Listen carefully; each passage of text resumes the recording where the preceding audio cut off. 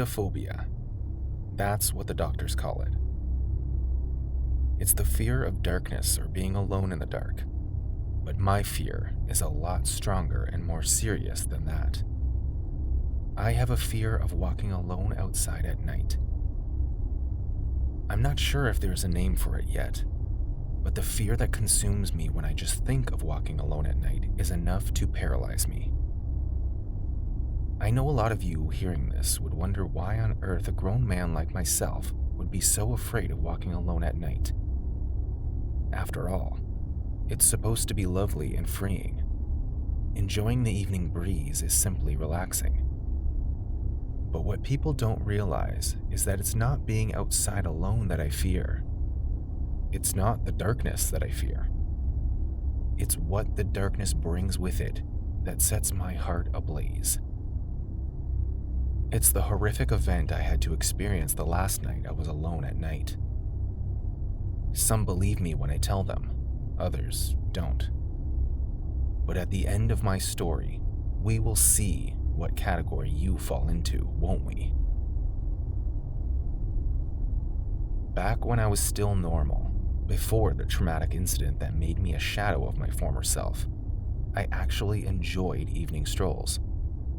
Sometimes, when I think about it, I cannot really seem to recognize myself anymore, or the fact that I had taken so many strolls at night and I wasn't absolutely terrified. One thing is for sure, the man I remember in my head is not the man I am today.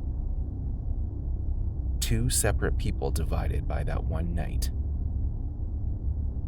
As a child, when our parents would tell us about monsters hiding in the dark and how they would come for us if we make a noise, we were utterly terrified.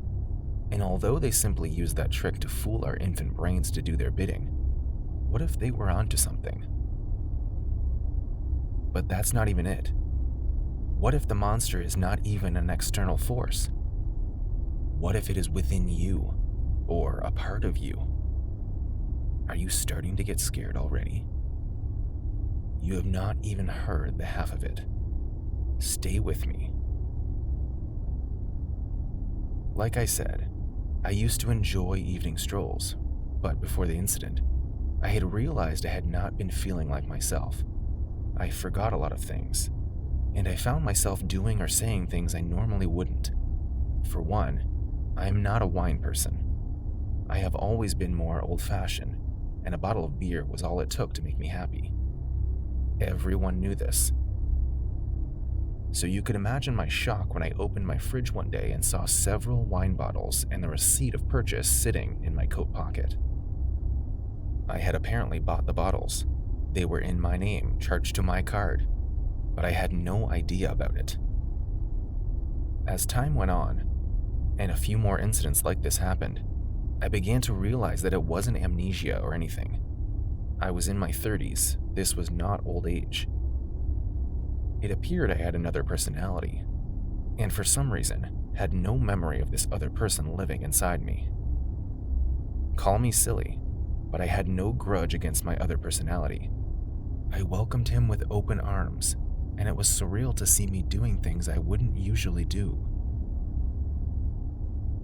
But little did I know, this personality was more dangerous than I could ever imagine. I didn't tell my friends, of course. I didn't even have many friends to begin with. My kids were in college and my wife had died years ago. It was just me. And on this fateful day, I made the worst mistake of my life and decided to take a stroll. It was around 10 p.m., and I lived in a gated community, so I had always felt perfectly safe. I had taken a late-night stroll every other day for the past few months. It helped me clear my head, and since I mostly worked from home, it was the perfect opportunity to come out of the house and get some fresh air and stretch my legs. The moon was out today, and as I walked, I hummed to myself. My hands were stuffed in my pockets and I thought about things. From the corner of my eyes, I saw my shadow, and I found myself wondering how weird of a thing shadows were. I was a creative person and my imagination often flew wide. I imagined the shadow having a personality all of its own, and wondered how cool it would be. I fixed my eyes to the door and watched my shadow trail me and match me, step by step. I always turned right at the end of the street, but I was feeling a lot happier today, so for the first time, I turned left and walked on. I could feel a part of me resisting it. Suddenly, it became a lot harder to walk. I could feel something pulling me back to where I was coming from, almost like it was sending me a message to go right. I figured it was all in my head, and so I continued walking. Eventually, the dragging force stopped and I moved on, still staring at my shadow. Suddenly, the strangest thing happened. I was watching my shadow absent-mindedly when I noticed from the corner of my eyes that it had suddenly stopped moving. So naturally, I stopped in my tracks and squinted my eyes to see the shadow. It didn't move at all. I laughed at myself. I must really need to rest, I thought to myself. How could I really see my shadow stop when I was moving? It made no sense. I glanced up at the moon. It was still shiny and bright, but when I looked back down to the ground, my shadow began to grow bigger. It was the most horrifying thing I had ever seen. I tried to call for help, but my mouth seemed to be sealed shut. I need to run, but it felt like my legs were in quicksand, only that I was not sinking. I watched in horror as my shadow not only became bigger, it began to rise up from the ground and take a form in front of me under the moonlight. I looked around, and there was no one in sight. No one to witness what I was seeing, and no one to help me. I was not sure if it was still a shadow, but as it stood in front of me, it took the form of a dark creature, still like a shadow, but with matter. It was in the form of a man, and it was walking towards me. I just stood there, groaning and trying to get control of my legs, but it was held back by some kind of force. The shadow figure came closer, and by now, my heart was thumping really hard. I began to beg the creature with my eyes. I couldn't speak. I couldn't move. It stood in front of me now, just inches away from me, but it towered above me like a 7-foot man. It bent its face to mine, and it was literally inches away from my face when I felt my legs trembling in fear.